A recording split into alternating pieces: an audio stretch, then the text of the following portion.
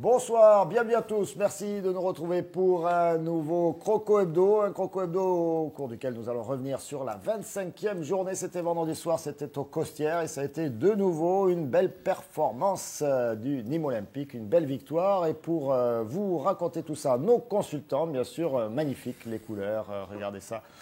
Le fuchsia et le bleu ciel. Bon, ça va les gars? Impeccable, merci. 26e journée, tout va bien. 26e déjà, vous croyez? 6e, bon, ça fait. Ah oui, 26e, allez-y, 26e. Allez, osons la 26e. Et écoutez, il en a fait quelques-unes des journées. Une des grandes figures du Nîmes Olympique et du football français sur notre plateau. Jackie Dovi, bonsoir, merci d'être avec nous. Bonsoir à tous. Bonsoir Jackie, vous étiez au match vendredi soir. Oui, exactement. Oui. Et vous avez apprécié le spectacle. Oui, c'est vrai. C'est vrai, ça a été un match agréable. C'est vrai que bon, Nîmes Olympique gagne 0, mais bon, c'est vrai que c'est important de gagner. Mais ça a été un match agréable. Je crois qu'ils sont venus quand même pour faire un résultat. Et le mérite un petit peu des Nîmois, c'est d'avoir su concrétiser les occasions qu'ils ont eues.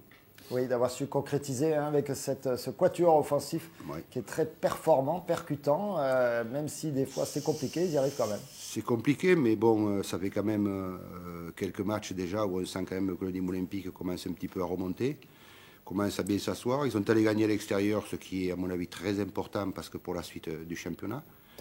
Et bon, ben maintenant on attend un petit peu qu'ils montent un peu plus haut au classement, bien sûr. Tout le monde est conscient de ça. Mais enfin, disons que plus ça s'avance dans le championnat et plus ça deviendra difficile parce qu'il y en a qui vont se battre pour monter et d'autres pour pas descendre. Et là, on va voir si on est vraiment costaud. Mais enfin, je pense que l'objectif quand même de Zenka est d'avoir arrivé un petit peu à ces 43 points pour être tranquille. Je pense que maintenant, ils peuvent travailler dans la sérénité et je pense qu'ils peuvent faire de bons résultats. Et tellement travailler dans la sérénité que ça travaille un peu plus au Nîmes Olympique cette semaine, puisque, vous l'avez compris, pas de joueurs de l'effectif actuel. Aurélien Bosch qui était prévu, mais était retenu puisque Victor Zenka a rajouté un entraînement. C'est dire, Patrick, si c'est chaud là, au Nîmes Olympique, là, le rendez-vous de samedi contre Guingamp est très très important. Ah, disons qu'il n'y aura pas de sieste aujourd'hui pour les joueurs. Ils se préparent et c'est normal pas de se sieste préparer. Pas de plateau télé. Tout à fait. Mais je crois que c'est important de s'entraîner à l'heure qu'on va jouer, parce que déjà pour manger, on ne mangera pas à la même heure, etc. La récupération, c'est hyper important de se préparer correctement pour aller faire le match charnière à Guingamp samedi prochain.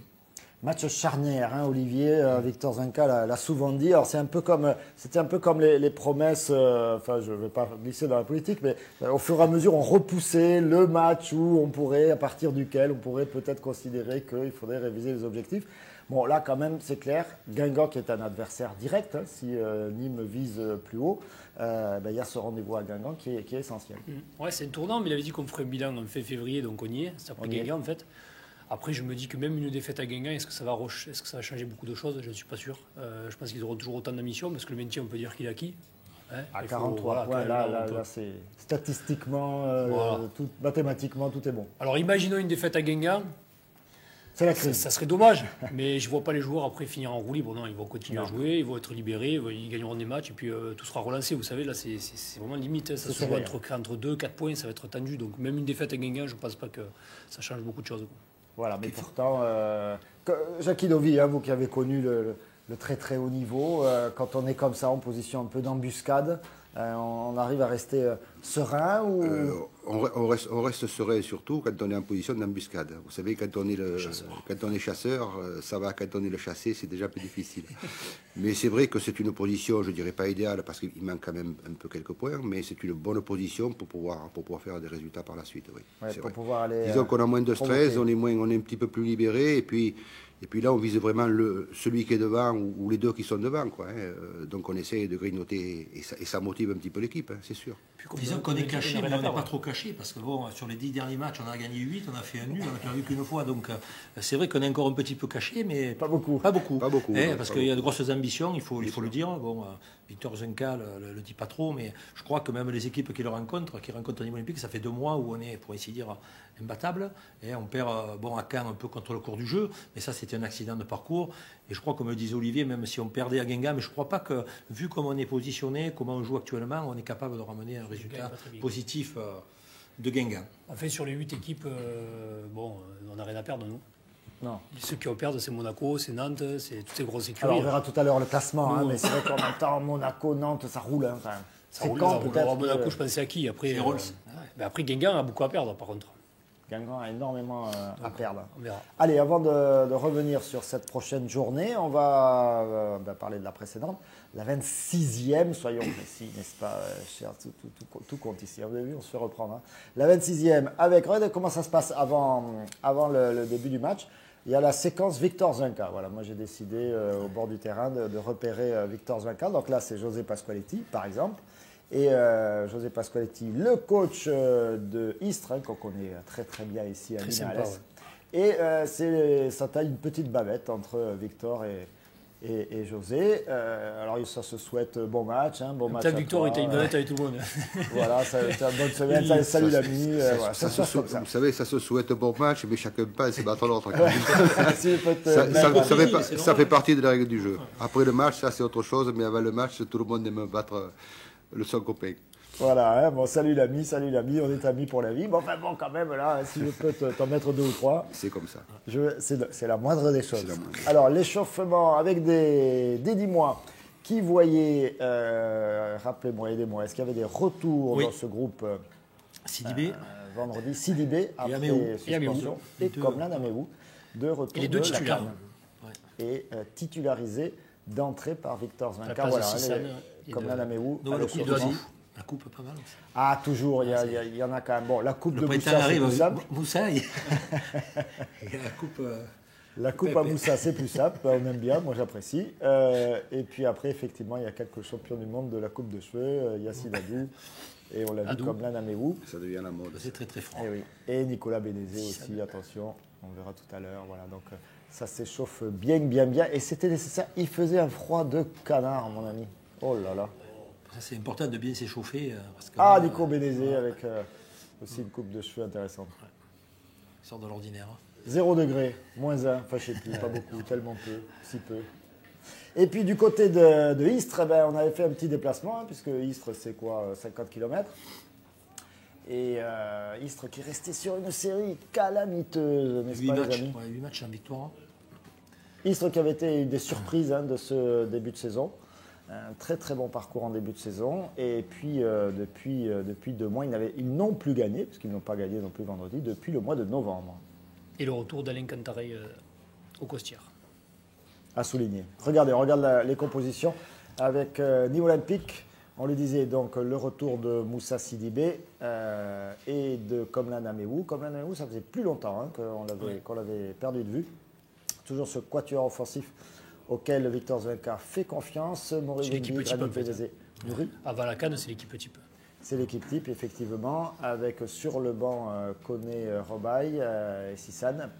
Pierre Boubi, qui lui est stable à ce poste-là. C'est celui qui aura le plus joué sur ce poste-là de milieu défensif. Et puis le quatuor défensif avec Jean-Alain Fanchon, désormais Aurélien Bosch, Benoît Poulain, Moussa Sidibé et Cyril Merville. Du côté des Istréens, vous le disiez, le retour d'un joueur bien connu à Nîmes, mais qui est Cantaré.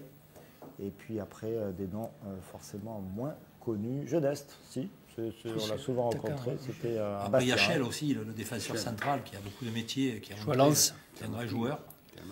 Très très bon défenseur. Et après, il y a un joueur qui nous a beaucoup plu, c'est le 15, Niangbo, qui a été très très bon, surtout en première mi-temps, sur son flanc droit, qui nous a posé de gros problèmes. Allez, on va se remémorer rapidement ce match-là. On reviendra plus en détail dessus avec le résumé de la rencontre et quelques interventions déjà à l'intérieur. Résumé préparé par Christophe.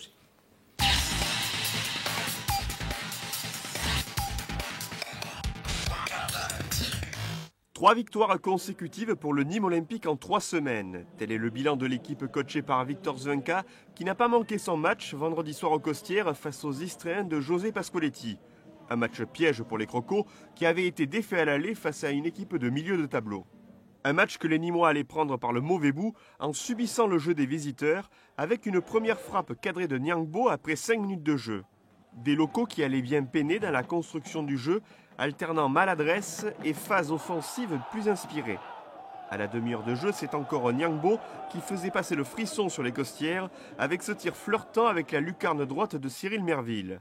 Des occasions et des regrets pour une équipe provençale prête à porter un coup d'arrêt aux Gardois. J'ai dit bravo à Nîmes, ils ont une efficacité extraordinaire, une simplicité aussi dans le jeu, du mouvement. On savait qu'il y avait des garçons de qualité, on avait essayé de mettre en place un plan en première mi-temps pour les contrer parce qu'on savait qu'ils excellent aussi dans les contres. On a failli réussir, on va remettre l'ouvrage la semaine prochaine contre Sedan qui est un match capital pour nous. Du retour des vestiaires, le Nîmes Olympique allait continuer à se faire peur avec un coup franc frappé par Bru et passant juste au-dessus des buts gardois à la 50e minute. Sur l'action suivante, les footballeurs nîmois allaient pourtant inverser la tendance avec une balle finalement récupérée à la suite d'un travail de Vincent Granic et mal gérée par la défense istréenne. Un espace suffisant pour Nicolas Bénézé qui adressait une frappe croisée imparable pour le portier istréen. 1-0, les Costières pouvaient souffler. Un compteur qui n'allait plus bouger jusqu'à la fin du match, malgré une occasion énorme de Riyad Nouri face à son ancien coéquipier à la 58e minute. Un Denis Petric qui allait effectuer une parade exceptionnelle en fin de match suite à un tir de Nicolas Bénézé, repoussé par la transversale et suivi d'un arrêt à bout portant sur la ligne suite à cette reprise puissante de Sédou Koné. Je crois qu'ils ont eu une bonne réaction en deuxième mi-temps. Je pense que c'est une équipe qui a envie de faire quelque chose, qui a envie d'aller le plus loin possible. Donc essayons de continuer sur cette voie-là. Il y a une semaine très importante à préparer. Donc j'espère que cette semaine sera complète et que tout le monde sera au niveau pour faire ce super match la semaine prochaine. Un des super matchs, puisqu'il nous en reste 12. Comme j'ai dit, il y a encore 12 matchs à gagner. 12 matchs à jouer et 36 points à prendre. La route du Nîmes Olympique vers les sommets de la Ligue 2 passera samedi prochain par un résultat au roue de roue où Guingamp ne s'est incliné qu'une fois cette saison face au leader monégasque.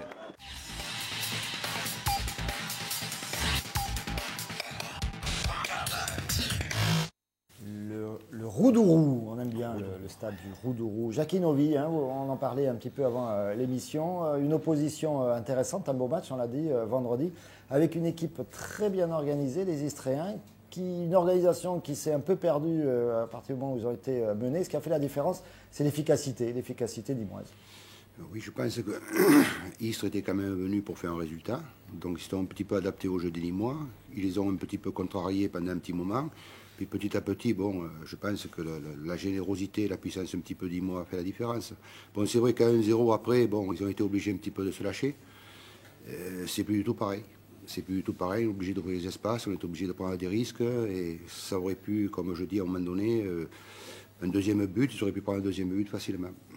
Mais c'est vrai que c'était une équipe Istres qui a très bien joué. Il manque peut-être un percutant devant pour semer un petit peu, pour concrétiser un petit peu toutes les occasions, mais dans la préparation, c'était une bonne équipe.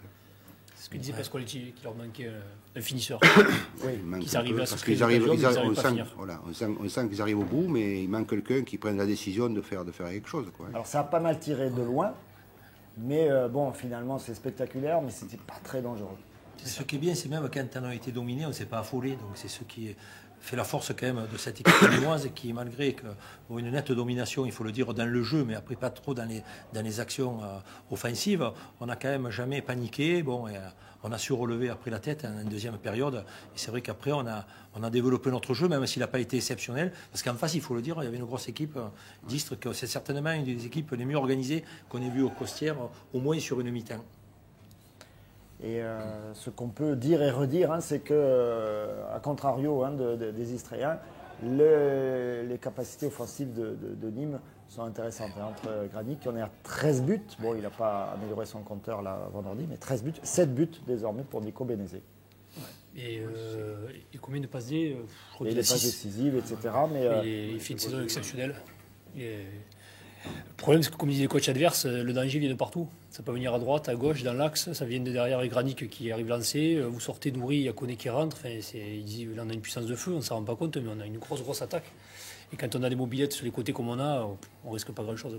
La vitesse, je pense que la vitesse des deux extérieurs, des deux ailiers, ceux qui jouent ailier, c'est le mieux presque à c'est quand même dangereux chaque fois. C'est ça. Et en plus, on a une assise défensive qui nous permet d'avoir le ballon, parce que ça aussi, il faut quand même souligner la défense qui est bien en place à Nîmes, ce qui nous permet à nous après de pouvoir attaquer comme il faut. Parce que si on n'avait pas cette stabilité, les pauvres Bénézé, Nouri ne pourraient rien faire.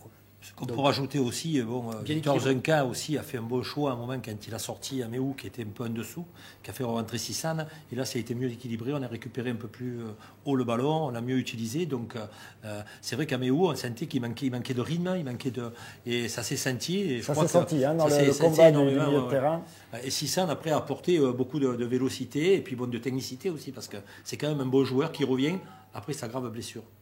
Effectivement, on a souligné, on s'entend, le gros effort et la belle qualité de jeu de Coman Améou en début de saison, qui nous avait surpris les uns et les autres, parce que ça faisait un moment qu'on l'avait perdu de vue. Et là, par contre, sur cette rentrée-là, il était un peu en deçà. Difficile, surtout que le milieu de terrain de l'Istre, c'est sûrement un des plus beaux milieux de terrain de cette Ligue 2. Dans les 4-5 premières, on le savait. Et je pense qu'il a souffert à Améou. Par contre, Sissane, il revient très fort et il a fait beaucoup de bien, comme l'a dit Patrick. Messieurs, je vous propose de marquer une première courte pause. On se retrouve pour la suite dans un instant. À tout de suite.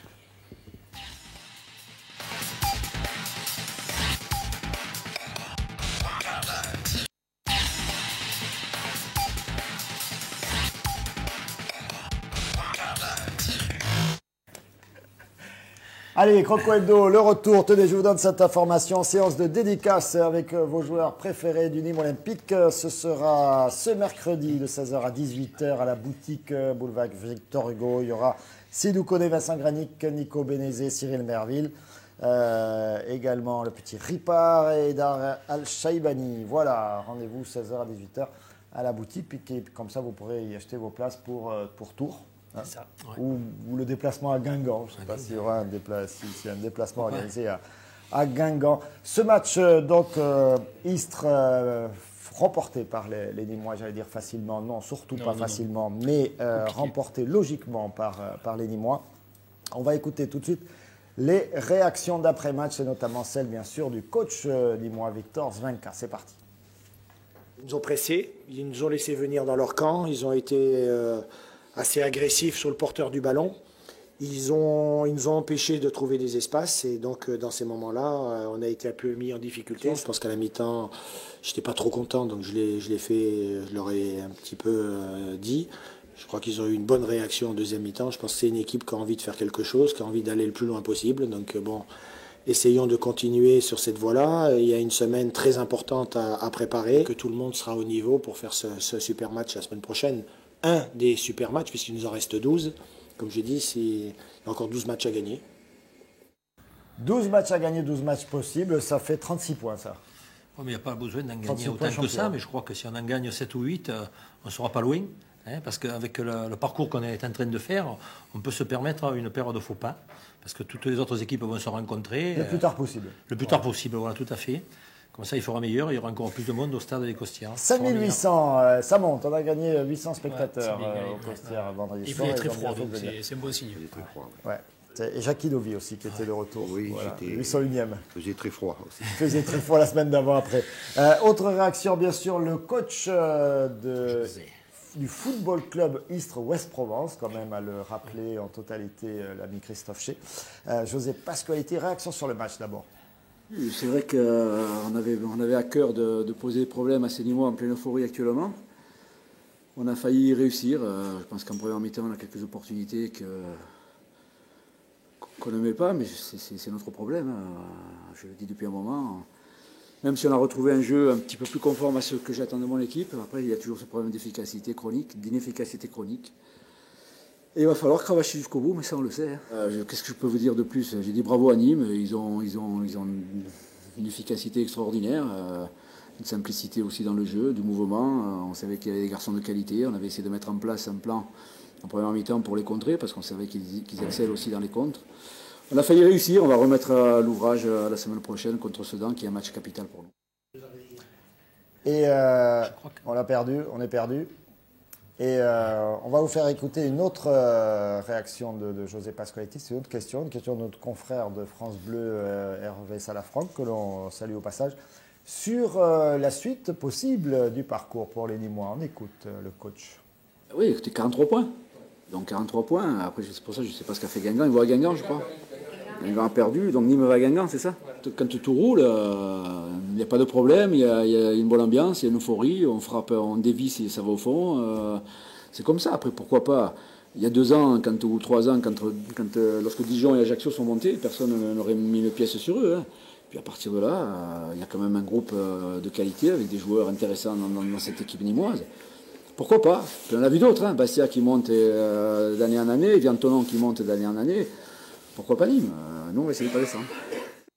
Ce que je voudrais dire, c'est que... Il souligne Ajaccio, Bastia, Ajaccio. Moi, Avant, les équipes, elles jouaient contre Nîmes. Maintenant, on s'organise pour jouer contre Nîmes. Donc, ça veut dire qu'on a pris une dimension supplémentaire parce que maintenant, on compte. Puisque pour s'organiser pour jouer contre Nîmes, avant, à l'époque, on jouait, mais bon, on disait, on va à Nîmes, on va à Nîmes. Et là, maintenant, on va essayer de contrarier les plans nîmois. Ouais. Donc, c'est plus pareil. Donc, on est perçu... d'une autre façon. Différemment. Voilà, différemment. Différemment, et les équipes qui viennent maintenant s'attendent à avoir un match difficile, donc ils ne viennent pas de touristes. Ils viennent pas de touristes. Et il a utilisé un terme dans le bout d'interview précédent, la simplicité du jeu nîmois, Jakinovic. Je crois que ça, on peut le souligner également. C'est exact, puis c'est la simplicité, surtout dans les 30 derniers mètres, quelque chose de très efficace. Hein. Il ne faut pas la peine de 2-3 contrôles, si vous voulez, pour mettre un ballon fort. Regardez le but que met Bénézé. Il ne se pose pas de questions, plat du pied, il le met où il faut, et puis voilà, quoi, je veux dire. Peut-être qu'un autre aurait contrôlé le ballon pour se mettre sur son bon pied alors que je pense qu'il est gaucher. Bénézé, c'est ça? Non, il a droitier. Bon, c'est tant mieux pour lui alors. Ouais. Il a bien placé où il fallait, quoi, c'est bien. Facile de regarder ce but. Alors c'est Vincent Granic, il se fait contrer, Vincent Granic en fait, et du coup ça devient une passe décisive de l'Istréen sur Nicolas Bénézé. Bon, après, on a une occasion avec Koné un contre un. Après, il y a un sauvetage sur la ligne. Donc, bon, le gardien, ça fait une belle partie quand même. Même si Merville fait 2 gros arrêts pour la mi-temps, je crois que les Nîmois après ont eu des occasions pour marquer. Je pense que même si Bénézé ne marque pas là, on aurait ouvert le score à un moment donné. Parce que Granic a quand même apporte dans la qualité de centre et tout, c'est un bon joueur. Et encore qu'il était moins bien, il était moins bien contre mais même en étant moins bien, c'est vrai que ça donne de la qualité. Cette belle occasion de la qualité, oui. On écoute justement le buteur du soir, Nicolas Bénézé, qui fait tourner son compteur perso. C'est parti. Istres avait besoin impérativement de points et on a fait le match qu'il fallait, même si dans la forme on n'a pas été exceptionnel. Mais on a réussi à avoir ces 3 points qui nous font du bien et qui nous font espérer voir un peu plus haut. Et c'est des matchs comme ça qui nous forgent un peu plus. C'est dans le collectif. On s'est battu jusqu'au bout, on n'a rien lâché, on a réussi à gagner, même si on aurait pu mettre un deuxième but vers la fin. Bon, on ne l'a pas fait, mais bon, les 3 points sont là. On est sur 6 ou 7 matchs sans défaite. Et donc c'est bien, il faut continuer comme ça, il ne faut pas lâcher. On a un match important qui nous attend à Guingamp. Et on va essayer de bien le préparer pour espérer pouvoir apporter quelques points là-bas. Alors il vous a dédié ce but quand même, Patrick, ça on ne l'a pas gardé dans le reportage. Pas le maillot, mais le maillot. Il vous a promis le maillot. Olivier, le maillot. Non, il vous a promis le maillot, 10 buts. Son objectif à 10 buts, il ne reste que 3 buts à mettre en 12 rencontres. Ça on avait fait un pari amical avec lui, on avait dit on l'avait vraiment charrié en début de saison quand il avait dit qu'il voulait mettre 10 buts. On l'avait bien chambré et puis il va y arriver. Donc, il va y arriver. C'est un clin d'œil aussi pour c'est bien de perdre des trucs comme ça, c'est très bien. Ah oui, nous on est ravis. Si on pouvait perdre plein de paris comme ça. Autre joueur nîmois, mais lui pas formé à Nîmes, arrivé au Mercato, donc presque tout frais, c'est Jean-Alain Fanchon. Vous vous rappelez, au bout de 10 minutes de jeu, il avait déjà marqué un but. Bon, il n'en marque pas souvent, il nous l'avait rappelé, il est défenseur latéral gauche. Jean-Alain Fanchon, belle prestation également vendredi, même s'il a souffert en première mi-temps. On y va. Ouais, le match, j'ai été un peu retrouvé comme un peu le match où on a joué à Caen. Sauf qu'ils gagnaient 1-0 et ils avaient fermé le jeu. Ils avaient vraiment été bien défensivement. Et ils l'ont fait d'entrée de match. Donc ouais, ça a été difficile de trouver nos attaquants pour qu'ils essaient de se produire des occasions. Après voilà, on a la chance que Nico aussi bien sur le travail de Granic et qui marque ce but. L'essentiel aussi, c'est des fois, il faut essayer de prendre les 3 points et mettre la manière de côté. Le maintien est là, mais moi personnellement, depuis que je suis arrivé, je vois que l'équipe tourne très bien. Et voilà, on gagne pas mal de matchs. C'est clair que moi, perso, dans ma tête, si on peut monter, on va monter. Et c'est clair que maintenant, tout dépend en fait des prochains matchs. C'est simple, il faut les gagner parce que voilà, on est encore loin, il reste 12 matchs, c'est encore énorme, il y a encore beaucoup de points à prendre. Donc regardez encore les matchs qui vont venir, déjà le premier match contre Guingamp, et après pensez à voir si on peut jouer la montée ou pas. Non, je pense qu'on a une équipe qui a pas mal d'ambition, donc je pense pas qu'on va partir sur cette optique-là. on va continuer à travailler, prendre les match par match pour essayer de prendre le plus de points possible et pourquoi pas nous retrouver l'année prochaine en Ligue 1. Et voilà, la Ligue 1 n'est plus tabou dans le discours Nîmes Olympique, c'est clair. Même si, il faut continuer d'en profiter. Voilà. Mais la Ligue 1, c'est mieux que la Ligue 2 quand même, Jackie Novino. Disons que c'est un cran supérieur, oui. C'est un cran supérieur, il faut être armé. Hein. Pour rester en Ligue 1, il faut être armé, il faut avoir des bases solides surtout. Ouais. Mais bon, pourquoi pas, après tout. La place est pour tout le monde. Hein. Oui, quand on voit qu'il y a quand même quelques équipes en Ligue 1, avec tout le respect que je leur dois, Evian, Tonon, Gaillard, c'est bien, c'est sympa, mais enfin, pourquoi pas Nîmes Olympique. Non, Bastia, c'est normal. Ajaccio, un peu moins. Ajaccio, c'est pas grave, mais Bastia, c'est sa place, c'est la place normale, la Ligue 1. Mais effectivement, il y a largement la place également pour Nîmes Olympique. Et il faudrait s'armer plus, certainement, Patrick. Mais disons que si on avait le bonheur de grimper d'un échelon, c'est vrai qu'après, il faudrait certainement recruter d'autres joueurs, garder déjà une grosse ossature. Et après, c'est vrai, comme disait Jackie, les effectifs, il faut de gros effectifs, parce que entre le championnat et la coupe, ça va encore beaucoup plus vite. Il n'y a que des grands joueurs en face. Et après, on pioche énormément dans le physique, donc on est obligé d'avoir un effectif pléthorique. Après, il faut savoir le gérer, ça aussi. Disons qu'il y a beaucoup de paramètres qui rentrent en jeu pour pouvoir, après, gérer une montée, et bien entendu, sur le point de vue financier aussi. Hein. Et puis, les structures du stade aussi. Ah oui, il y aurait des travaux au stade, ça. J'en ai parlé au sénateur maire, là, Gloops. Allez, regardez les résultats de cette 26e journée avec hier soir les Monégasques qui ont préservé leurs résultats, leur victoire 2-1 face à Lens. La victoire de Nantes, c'était samedi face au Havre 2-0. Et puis, Sedan qui reste en calaminé à la dernière place. Les Arlésiens aussi qui s'enfoncent. Et puis également un peu plus haut, les Auxerrois qui l'ont emporté face à Guingamp. C'est intéressant ce travail d'Auxerre, puisqu'effectivement ça met une pression supplémentaire sur Guingamp. On regarde ça au classement avec Monaco et Nantes, en tout cas Monaco qui semble quand même bien parti. Nantes c'est encore serré, également pour Caen, Guingamp, Angers. Et le Nîmes Olympique, toujours 6e. Mais ça monte progressivement, petit à petit. C'est vrai que le gros avantage, c'est que Nîmes Olympique est allé gagner à l'extérieur. Dès que dans ce championnat, vous prenez 3 points à l'extérieur, la différence, ça se fait de suite. Et jusqu'à Dijon, c'est ouvert. Jusqu'à Dijon, c'est le top 7, je pense. Après, je pense qu'Auxerre est un peu loin, 10 points, ça commence à faire. Mais 6 points, c'est jouable. Oui, c'est jouable. Oui. Ouais. Regardez ces images, on va les commenter. C'était le match aller, c'était la 9e journée. Nîmes Olympique recevait l'en avant Guingamp. Et ça avait été un match déclic quand même, Patrick. Hein. Ouais, c'était la première titularisation de Sbailly, qui avait fait. Donc ça avait. Je crois que ça a été le déclic. C'est parti de là parce qu'on n'était pas très bien positionné au classement. Victor Zunca s'était pas énervé. Au contraire, il était resté lucide et beaucoup de sérénité. Et je crois que ça a été le match qui a déclenché après le bon parcours des Nîmois. Contre une belle équipe de Guingamp, il ne faut pas l'oublier. Surtout qu'on c'est une grosse équipe. On ne gagne pas souvent au Costière jusqu'à présent. Et c'est vrai qu'on a montré du caractère sur cette partie et on l'a gardé, on l'a conservé jusqu'à maintenant. Donc à l'époque, les Nîmois l'avaient emporté 2-1. On verra tout à l'heure les buts. L'engagement. Et avec beaucoup d'engagement des Nîmois et le résultat au bout. Donc ça avait été quand même un beau moment. But avant la mi-temps de Vincent Granic et but tout de suite après la mi-temps. Bon contrôle. De Mathieu Robaille. Un coup de bec. Voilà. Essentiel, c'est un but un peu heureux de Vincent Granic. Là, c'est pas... C'est vrai qu'il a pas un Voilà, il fait un contrôle du menton. Ouais. Je ne suis pas sûr que la passe était Steve Agui. Je ne suis pas sûr que la passe c'était de lui. C'est une frappe contrée. Et ça va au bout. Jackie Novi, vous regardez le football, on sait que vous êtes profondément nîmois, mais vous avez aussi passé pas mal de temps à Marseille. À chaque fois que Patrick me parle de vous, ça me rappelle une certaine finale de Coupe de France 72 qui a été un de mes grands chagrins d'enfant. Voilà, je vous dois ça.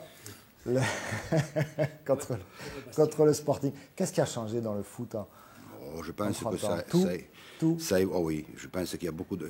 La seule chose, à mon avis, qui n'a pas évolué, c'est la technique sur le terrain. Je parle du football en particulier.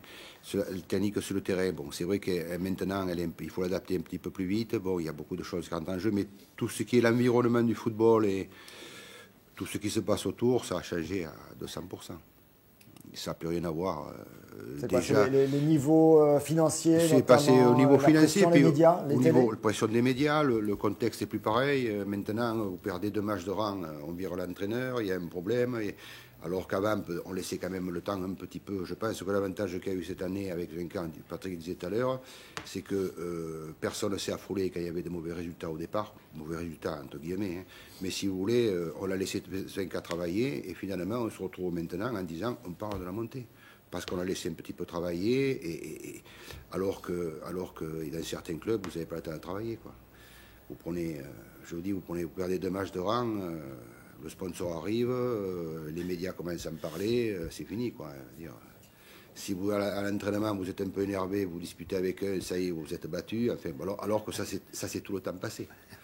Même, je ne me rappelle pas, même à mon plus jeune âge, quand j'ai débuté à l'Hymne Olympique, avec M. Firoud, s'il fallait inscrire tous les noms qu'on a eus et toutes les bagarres qui se sont passées, il y aurait un livre à écrire. Mais bon, ça restait comme ça. Puis, je pense qu'on n'était pas rancunier parce que ça faisait pas partie du jeu, mais si vous voulez, c'était le contexte qui voulait que dans le sport de compétition, on ne peut pas souffrir de médiocrité, mais le sport de compétition demande un investissement, donc on demande à l'un, on demande à l'autre. Quand on a une équipe, on demande un petit peu aux copains de s'investir, autant que vous investissiez. Mais c'est vrai que c'est pour ça que des fois, ça partait un petit peu... Et je me rappelle, il y a eu des bagarres phénoménales entre Anthony et moi sur le terrain, mais ça s'arrêtait là, quoi, je veux dire. Et c'est vrai que du coup, il n'y avait pas cette présence obsessionnelle des médias qui relèvent le moindre. Hein, on voit les images même... Alors, nous, on n'est pas systématiquement à l'entraînement du Nîmes Olympique, mais on voit en Ligue 1, il y a toujours une caméra qui traîne. Toujours. Dès qu'il y a quelque chose à l'entraînement, ça fait une polémique. Toujours, puis le téléphone portable et tout, c'est vite fait. Hein. Vous avez quelqu'un qui débranche un téléphone, il prend la photo, et ça y est, c'est fini, quoi. Je veux dire, non, ça a complètement changé. Ça a complètement changé, tout pour tout. Le seul truc qui n'a pas changé, c'est que sur le terrain, il faut être bon. Et puis un bon contrôle reste un bon contrôle. Un bon contrôle reste un bon contrôle. Une bonne frappe reste une bonne frappe. Ça ne peut pas changer. Ça ne va pas forcément plus vite aujourd'hui sur le terrain. Ça ne va pas plus vite, je pense que c'est quand même mieux préparé. Mieux préparé, et quand ça part vite, ça part beaucoup plus vite, parce que ça part d'une préparation qui est beaucoup plus étudiée. Tactiquement, je pense que c'est, depuis quand même une quinzaine d'années, je pense qu'il y a beaucoup de choses qui ont évolué. Sur le plan entraînement, dès que maintenant vous avez le médical qui s'est mis au mieux, donc les entraînements sont moins longs, mais sont plus performants. On travaille, voilà, c'est plus intense. On travaille mieux sur la technique parce qu'on a des petits jeux réduits. Bon, ça s'est bien organisé, quoi. C'est vrai. Alors que peut-être, je vais pas refaire la guerre, mais quand j'ai débuté. À part de faire un petit match 6 contre 6, parce qu'on était 15 à l'entraînement, quoi. L'effectif aussi a changé. Maintenant, vous êtes 20 ou 25. Donc vous ne pouvez pas faire 2 oppositions 6 contre 6, donc il faut faire des jeux 5 contre 5 par 4 équipes, si vous voulez. Donc tout a changé, l'environnement a changé, tout a changé. Et puis le matériel aussi a changé, parce que bon... Maintenant, vous déplacez les buts. Avant, les buts, ils étaient là et puis c'est fini. C'est l'Auvergne, c'est il pleuvait. Il pleuvait, il y avait de l'eau au milieu. Je me rappelle, le pauvre Louis Andy, il plongeait dans les flaques parce qu'il ne pouvait pas faire autrement. Alors que maintenant, vous déplacez, le gardien... Vous voyez, je veux dire, c'est tout a évolué. Quoi. Puis les staffs, avant, il n'y avait qu'un coach et c'était fini. Il n'y avait pas le préparateur physique, il n'y avait pas l'adjoint, il n'y avait pas le préparateur mental, il n'y avait pas le kiné. Maintenant, c'est vrai qu'il y en a des mesures. Mais je dis surtout... Pour les dirigeants nîmois, etc., bon, des joueurs emblématiques comme Jacquinovic, tout ça, doivent être un peu plus reconnus, que ce soit Kabyle, Scherer, au niveau du club. Et c'est vrai que je crois que là, on parle pas assez. Je crois que c'est une bonne idée d'avoir invité aujourd'hui Jacquinovic, qui est une figure extraordinaire. Je vous en remercie. J'entends dans la régie qu'on me fait signe que je déborde. C'est 2 heures de plus comme ça. Merci beaucoup, Jackie. Merci, Patrick. Merci, Olivier. Rendez-vous devant vos postes de télé. Attention, le match est à 14h samedi pour les abonnés de Beansport. Pour les autres, ils pleurent et ils attendent la rediff du match lundi soir. Croco Hebdo à venir, bien sûr, et toute très bonne soirée sur TVC. Allez.